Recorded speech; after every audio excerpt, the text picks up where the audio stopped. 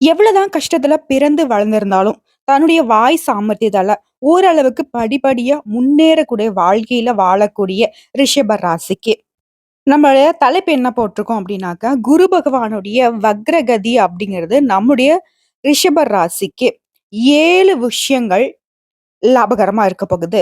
7 விதமான அதிர்ஷ்டங்கள் உங்கள தேடி வரப்போகுதுன்னு போட்டிருக்கோம். அது என்னங்க? குரு பகவான பொறுத்தவரைக்கும் முன்னோக்கிய நகர்வு குரு பெயர்ச்சின்னு சொல்றோம். பின்னோக்கிய நகர்வு வக்ரகதின்னு சொல்றோம். குரு பகவானோட பெயர்ச்சியே எனக்கு பெருசா சாதகமான அமைப்புல இல்லம்மா. இப்ப குரு பகவானுடைய வக்ரகதி மட்டும் எனக்கு சரியா நடந்துற போதா அப்படின்னு யோசிப்பீங்க. நிகழக்கூடிய மங்களகரமான இந்த குரோதி வருடத்துல, இப்ப வரக்கூடிய அக்டோபர் மாதம் 9ஆம் தேதி தான் நம்முடைய குரு பகவான் ரிஷப ராசியில இருந்து மேஷ ராசிக்கு பின்னோக்கி நகர்ந்து வக்ரகதிக்கு மாறப் போறார். சோ இதன் காரணமா அதாவது வரக்கூடிய பிப்ரவரி மாதம் 4ஆம் தேதி வரைக்கும் எப்படிங்க 4 மாத காலம் குரு பகவான் வக்ரகதியில மேஷ ராசியில பயணம் செய்ய போறார். சோ இதன் காரணமா நம்முடைய ரிஷப ராசிக்கு யோகமான பலன்கள் இருக்குன்னு நான் சொல்றேன். அது என்ன? இந்த காலகட்டத்துல நீங்க எந்த தெய்வத்தை உருகி உருகி வேண்டணும்? உங்களுடைய பரிகாரம் என்ன அப்படிங்கிறத தெளிவா பார்க்கலாங்க. ரிஷப ராசியை பொறுத்த வரைக்கும் சுக்கிர பகவானை ராசி அதிபதியாக கொண்ட உங்களுக்கு மனசுக்குள்ள 1000 இருந்தாலும் சரி, அவ்ளோ சீக்கிரம் உங்களுடைய வாயிலிருந்து வார்த்தையை வாங்க முடியாது. ரொம்ப சாமர்த்தியமான பேச்சுக்கு சொந்தக்காரங்க. ஆனா மத்தவங்களுடைய வாயிலிருந்து அவங்க மனசுல ஆழ் மனசுல என்ன இருக்குங்கிறத கூட சாமர்த்தியமான பேச்சினால வாங்கிடுவீங்க. இப்படிப்பட்ட குணநலம் கொண்ட ரிஷப ராசிக்கு குரு பகவான் வக்ரகதியில இருக்கிறதுனால யோகமான பலன்கள் உங்களை சேர போகுதுங்க. முக்கியமா இந்த குரு பகவான்னா யாருங்க? நவகிரகங்கள்லே அதாவது 9 கோள்கள்லயே சுபக்கோளாக பார்க்கக்கூடியவர் வியாழன்னு நம்ம அழைப்போம். குருன்னு சொல்லுவோம். பொன்னவன், தேவகுரு, தனகாரகன், புத்திகாரகன் இப்படியெல்லாம் பல வார்த்தைகள போட்டு இவர நம்ம வர்ணிப்போம். குரு பகவான பொறுத்தவரைக்கும் உங்களோட ஜாதகத்துல நல்ல நிலையில இருந்தாரு அப்படின்னாக்கா, வாழ்நாள் முழுக்க ஜீவன கஷ்டம் வராதுங்க. குடும்பமும் நல்ல முறையில இருக்கும். குரு பகவான பொறுத்தவரைக்கும் ஒரு ராசியில இருந்து அடுத்த ராசிக்கு மாறுறதுக்கு 13 மாசம் ஆகுங்க. அதாவது 1 வருஷம் ஆகுன்னு சொல்லலாம். இப்படி ஒரு ராசியில இருந்து அடுத்த ராசிக்கு செல்லக்கூடிய நிலைய குரு பெயர்ச்சின்னு சொல்லுவோம். இந்த 1 வருட காலத்துல அப்ப வக்ரகதிக்கு மாறுவாருங்க. குரு பார்க்க கோடி நன்மையினும், அதே குரு பார்க்க கோடி தோஷங்கள் இருந்தாலும் உங்கள விட்டு விலகி போகணும். ஜோதிட சாஸ்திரப்படி நம்ம சொல்லுவோம். குரு பெயர்ச்சி அப்படின்னாவே ரொம்ப நல்லது அப்படின்னு நம்ம எல்லார்கிட்டயும் பொதுவா ஒரு எதிர்பார்ப்பு இருக்கு.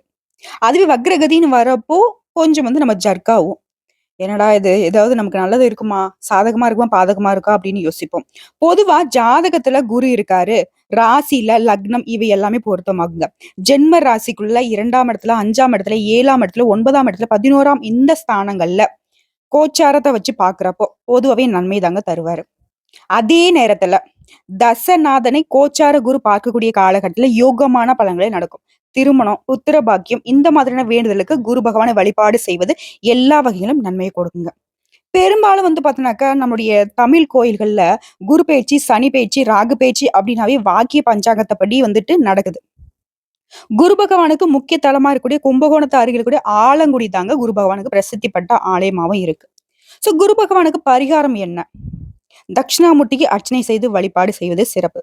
ஏழை எளிய மக்களுக்கு உங்களால முடிஞ்ச வரைக்கும் அன்னதானம் செய்வதும் குருவுடைய பரிகாரம்னே சொல்லலாம்.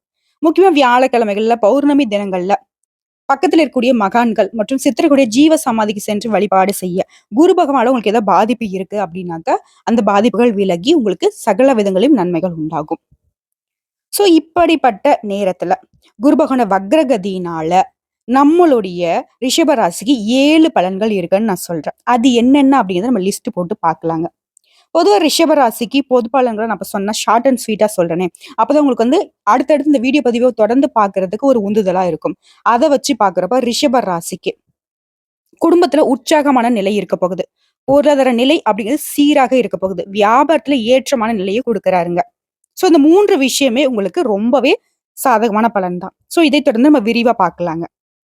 அதாவது வரக்கூடிய அக்டோபர் மாதம் 9ஆம் தேதி குரு பகவான் ரிஷப ராசியிலிருந்து வக்ர பயணம் மேற்கொண்டு பின்னாடி நகர்ந்து மேஷ ராசிக்கு பயணமாகிறாரு. முக்கியமா கிட்டத்தட்ட 4 மாசம், அதாவது பிப்ரவரி 4ஆம் தேதி வரைக்கும் இந்த பயணம் நீடிக்குதுங்க. ரிஷப ராசியில ரோகிணி மற்றும் கார்த்திகை நட்சத்திரத்துக்கு தான் குரு பகவான் வக்ரகதி மாறுறாரு. அந்த வகையில நம்ம ரிஷப ராசிக்கான பலன்கள்னு பார்த்தோம்னா, முதல் விஷயங்க, தனிப்பட்ட வாழ்க்கையில வளர்ச்சி உண்டாக போகுது. வாழ்க்கையில வளமா, நலமா இருக்க போறீங்க. முக்கியமா பிசினஸ் செய்யக்கூடியவங்களுக்கு பொற்காலம்னு சொல்லலாம். தொழில் ரீதியா பார்க்குறப்போ எவ்ளோ போட்டி பொறாமைகள பார்த்தாச்சு. போட்ட முதல்ல எடுக்க முடியல அப்படின்னு ஒரு மாரி போராட்ட வாழ்க்கை வாழ்ந்துட்டு இருந்த பிசினஸ் பண்ணக்கூடிய அன்பர்களுக்கு, சின்ன ஒரு நடைபாதை வியாபாரம் செய்றீங்களா? உங்களுக்கு காலமே பொற்காலமா மாறப்போகுது. புதுசு புதுசா தொழில் யுக்திகள கத்துக்கிட்டு, அத வந்துட்டு தொழில்ல பயன்படுத்தி முன்னேற்றத்துக்கு போக போறீங்க. நல்ல லாபம் உங்க கையில நிக்க போகுது. இந்த காலகட்டத்தில உங்களோட திறமைகளை வளர்த்துக்க போறீங்க. பொழுதுபோக்கான விஷயங்கள்ல உங்க மனசு ஈடுபடுங்க. நீங்க எதிர்பார்த்த நல்ல வாய்ப்புகள் உங்களுக்கு வந்து சேருங்க. தொழில் ரீதியாவும் சரி, தனிப்பட்ட ரீதியாவும் சரி, உங்களுடைய வாழ்க்கைக்கு வெளிச்சம் உண்டு. 2வது ஒரு விஷயம் பார்த்தாக்கா, வாழ்க்கையே வளமாக மாற்றக்கூடிய உங்க திறன்களை அதிகரித்துக்க போறீங்க. சம்பளம் உயரும். உங்க சம்பளத்த வந்து அதிகரிச்சுக்க போறீங்க. ஆல்ரெடி வேலை பார்த்துட்டு இருக்கீங்களா, இன்னும் உபரி வருமானத்துக்கான வழிய தேடிக்க போறீங்க. இந்த வக்ர பயிற்சி அப்படிங்கிறது உங்களுக்கு வந்து பணத்த கொடுக்குங்க. அடுத்து 1 வருஷத்துக்கு உங்களுக்கு பண கஷ்டம் அப்படிங்கிறது துளி அளவு இருக்காது. இத்தனை காலமா ஓகேங்களா?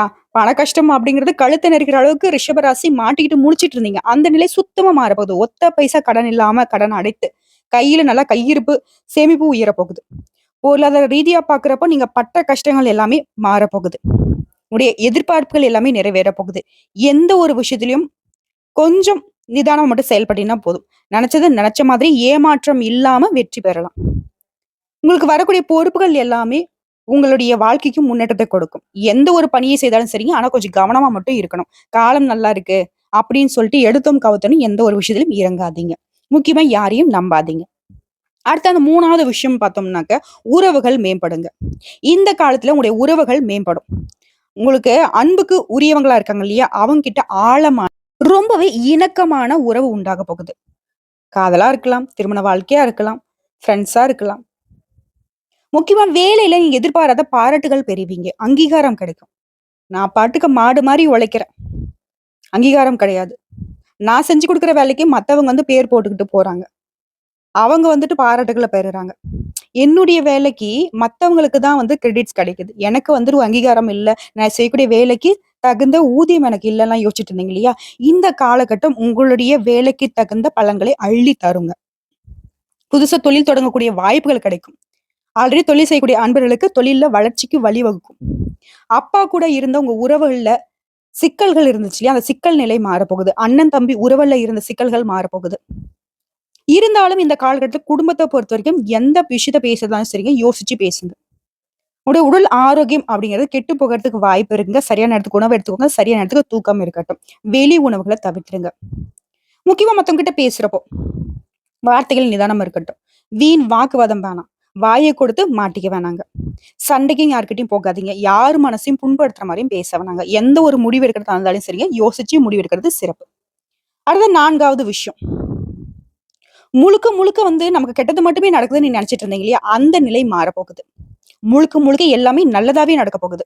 ஆரோக்கியத்திலும் சரி, குடும்பத்திலும் இருந்து. உங்களுக்கு இருந்து வந்த சிரமங்கள் எல்லாமே காணாம போகுது. தலைக்கு வந்தது தலை பாகையோட போக போகுது.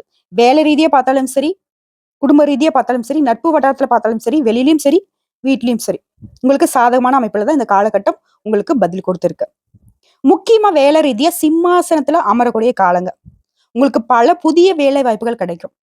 ஒரு வேலை கூட எனக்கு உருப்படியா இல்லன்னு நெனச்சீங்க இல்லையா? இல்ல ரொம்ப நாளா வேலை தேடிட்டு இருக்கீங்களா? நல்ல வேலை கிடைக்க போகுது. ரொம்பவே கம்பீரமா நடை போட போறீங்க. அதாவது திண்ணையில படுத்திருந்தவனுக்கு திடுக்குன்னு வந்துச்சான்ற வாழ்க்கை மாரி, நீங்க வேலை தேடி அலைஞ்சுகிட்டு இருந்த காலகட்டம் போயி, உங்கள தேடி நிறைய வேலை வாய்ப்புகள் வரப்போகுது. புரியுதுங்களா?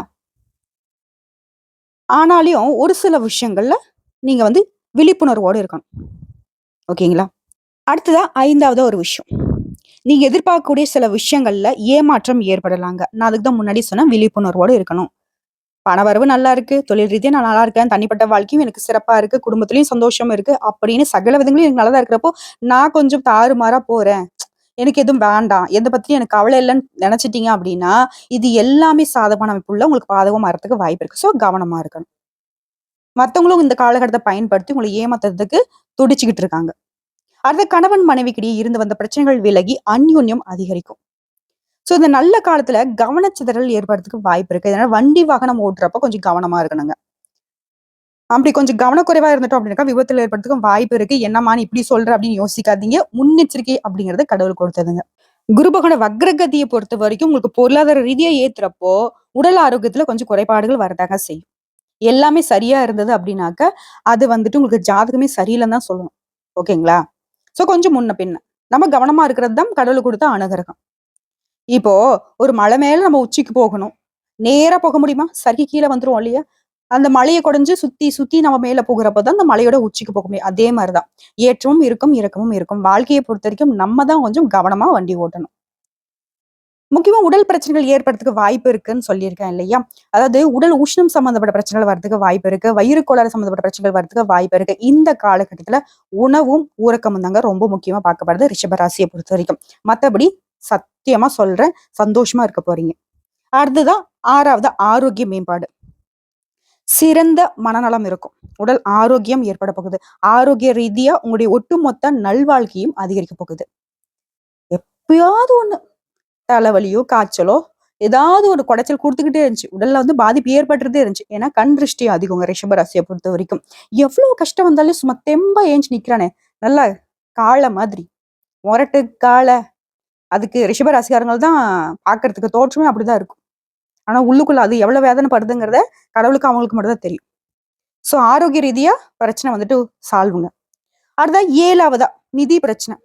நிதி எதிர்பாராத நிதி ஆதாயங்கள் கிடைக்கும். உங்களுடைய சேமிப்புகள் உயரும். உங்களுடைய நிதி நிலையே மாறப்போகுது. அதான் சொன்னேன் இல்லையா? அப்படியே கழுத்து நெரிக்கிற கடன் பிரச்சனை. அந்த நிலையே மாறப்போகுது. கடன்கள் குறையும். ஒரு சிலருக்கு பயணங்கள் மேற்கொள்வதனால பணவரவு உண்டு. அதிகமா இந்த காலகட்டத்துல பயணம் மேற்கொள்வீங்க. பயணத்திற்கான வாய்ப்புகள் அதிகரிக்கும். வெளிநாடு செல்வீங்க. நல்ல வேலை வாய்ப்பு உங்களை தேடி வரும். அதான் சொன்னேன்ல. கடவுள் நினைச்சிட்டாரு அப்படின்னாக்க சகல விதங்களும் நன்மைகளும் கொடுக்க முடியும். கடவுள் நினைச்சிட்டாரு அப்படின்னாக்க சகல வித நன்மைகளையும் மாத்தி தீமையா மாத்த முடியும். அந்த வகையில குரு பகவானுடைய வக்ர பயிற்சி அப்படிங்கிறது 7 விஷயங்கள்ல உங்களுக்கு நன்மைகளை கொடுத்திருக்காங்க. சோ எந்த இடத்துல வந்து நீங்க பார்த்தீங்கன்னா சரியா பயன்படுத்துறீங்களோ அதை பொறுத்து உங்களுடைய பலன்கள் இன்னும் கூடும். இல்ல குறையறதுக்கு வந்து உங்களுடைய கவனக்குறைவும், உங்களுடைய விழிப்புணர்வு இல்லாத தன்மையும் தான் அது காரணமா இருக்குங்க. மத்தபடி இந்த காலகட்டம் அப்படிங்கிறது நம்மளுடைய ரிஷப ராசிக்கு உண்மையா சொல்றேன். உங்களுக்கு சாதகமான கடவுள் யாரு? சிவபெருமான், மகாலட்சுமி தாயார். இவங்களுடைய அனுகிரகத்தினால உங்க வாழ்க்கையே சிறப்பா மாறப்போகுது. புரியுதுங்களா? மேலும் சொல்லணும்னா, மனசுல தைரியம் அதிகரிக்கும். பணவரவு அதிகரிக்க போகுது. உங்களுடைய தன்னம்பிக்கை உயரப் போகுது. வாழ்க்கையில முன்னேறதுக்கு வேகம் காட்டுவீங்க. மனக்குழப்பங்கள் நீங்கும். தீவிர உழைப்போடு அதிக முயற்சிகள்ல ஈடுபடுவதன் காரணமா வெற்றி உண்டு. நீங்க மனசுக்கு மகிழ்ச்சி தரக்கூடிய விதத்துல நிறைய நல்ல விஷயங்கள் உங்களுக்கு சாதகமா வரப்போகுது. திடீர் செலவுகளும் உண்டாகலாம். அந்த திடீர் செலவுகளும் உங்களுக்கு சுப செலவுகளா இருக்கும். திட்டமிட்டு செயல்பட்டீங்க அப்படின்னாக்க எல்லா காரியங்களும் இருக்கக்கூடிய தடைகள், தாமதங்களை தாண்டி வெற்றி பெறலாம். முக்கியமா எல்லா காரியங்கள்லயும் அதிக கவனம் வந்து உங்களுக்கு வெற்றியை தேடி தருங்க. தொழில்ல, வியாபாரத்துல கூடுதல் லாபம் கிடைக்கும். தன்னம்பிக்கை ஏற்படக்கூடிய காலகட்டம். உங்ககிட்ட இருக்கக்கூடிய வியாபாரிகள் பொறுத்தவரைக்கும் சரக்குல எல்லாமே வாடிக்கையாளருக்கு அனுப்பும்போது கொஞ்சம் கவனமா இருக்கணும். உத்தியோக பணிகள் இருக்கக்கூடிய அன்பர்கள் வந்து வீண் அலைச்சலை சந்திக்கிறதுக்கு வாய்ப்பு இருக்குங்க. கொஞ்சம் அதுலயும் வந்து வேலை செய்யக்கூடிய இடங்கள்ல கவனமா இருக்கணும். அலுவலக வேலைகளை வந்துட்டு உடனே முடிச்சிடணுங்க.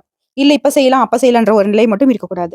குடும்பத்த பொறுத்தவரைக்கும் வெளிநபர்களால ஏதாவது குழப்பங்கள் ஏற்படுறதுக்கு வாய்ப்பு இருக்கனால, யாரையுமே நம்மளுடைய வீட்டு விஷயத்துல தலையிடாம பார்த்துக்கோங்க. சொந்த விஷயங்கள வந்து அடுத்தவங்க கிட்ட ஆலோசனை கேட்கிறன்ற பேர்ல பகிர்ந்துக்காம இருப்பது சிறப்பு. கணவன் மனைவிக்கிடையே ஒருவருக்கொருவர் விட்டு கொடுத்து ரொம்ப சந்தோஷமா இருக்கக்கூடிய காலகட்டம். முக்கியமா பிள்ளைகளுடைய நலனுக்காக செலவு செய்ய போறீங்க. உங்களுடைய புத்தி கூர்மையினால வெற்றி உங்கள தேடி வருங்க. வியாபாரத்த பொறுத்தவரைக்கும் வியாபாரத்தில் இருக்கக்கூடிய போட்டிகளையும், பொறாமைகளையும் சரி செய்ய போறீங்க. அவற்றெல்லாம் சமாளிச்சு சாதனை புரிய போறீங்க. சமயத்துக்கு உதவக்கூடிய உங்களுடைய சமூகித புத்தியினால பிரச்சனையிலிருந்து தப்பிச்சிருவீங்க. பரிகாரம்னு கேட்டோம்னாக்க செவ்வாய்க்கிழமைகள் தோறும் முருகப்பெருமானை தரிசித்து வழிபாடு செய்ய உங்க வாழ்க்கையில இருக்கக்கூடிய துன்பங்கள் நீங்குங்க. குடும்பத்துல மகிழ்ச்சி நீடிக்கும். சிறப்பான பரிகாரம் கேட்டனாக்கா அரளி பூவை வாங்கி மாலையா கட்டி முருகப்பெருமானுடைய ஆலயத்துக்கு சென்று வேலுக்கும் சாற்றி அர்ச்சனை செய்து வழிபாடு செய்ய வாழ்க்கைக்கு வெளிச்சம் கிடைக்கும். வந்த துன்பத்துக்கும் வரக்கூடிய துன்பத்துக்கும் அந்த முருகப்பெருமான் பொறுப்பேற்றுப்பார். நீங்க அத அனுதினமும் சொல்ல வேண்டிய விஷயம். அதிகாலையில இருந்து குளிச்சு முடிச்சு வீட்டை விட்டு வெளியே கிளம்புறப்போ ஓம் சரவணபவ அப்படின்னு சொல்லிட்டு அவருடைய நாமத்தை 6 முறை சொல்லிட்டு வெளியில கிளம்புறப்போ நீங்க போகக்கூடிய வேலைகள் எல்லாமே உங்களுக்கு சாதகமான முடிவுல இருக்கும். அதிர்ஷ்டமான எண்கள்னு பார்த்தோம்னாக்கா 1, 3, 9. அதிர்ஷ்டமான ஓரைகள்னு பார்த்தோம்னாக்க சூரியன், செவ்வாய், குரு. இந்த ஓரைகள்ல உங்களுக்கு சாதகமான விஷயங்கள நீங்க வந்து செய்யலாங்க. அதிர்ஷ்டமான திசைகள்னு பார்த்தோம்னாக்க கிழக்கு மற்றும் தெற்கு திசை. அதிர்ஷ்டமான கிழமைகள்னு பார்த்தோம்னாக்க ஞாயிறு, செவ்வாய், வியாழனுங்க.